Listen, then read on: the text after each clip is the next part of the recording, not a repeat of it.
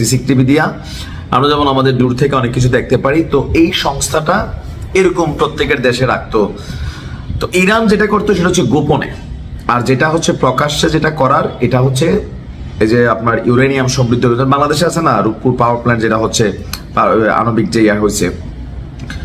এখন গতকালকে ইরানের যে সংসদ সদস্যরা পার্লামেন্টে একটা বিল তুলছিল যে দেখেন ইসরায়েলের সঙ্গে যেই যুদ্ধবিরতি হয়েছে বা আমেরিকা যেই ভাষায় কথা বলছে বা ইসরায়েল যুদ্ধবিরতির ফাঁকে যে অভিযান চালিয়েছে, তো এই সকল কিছুর মূলে যে জিনিসটা আণবিক শক্তি সংস্থার সাথে কানেক্টিভিটি, এটি তারা এখন ছিঁড়া ফালাই দিবে।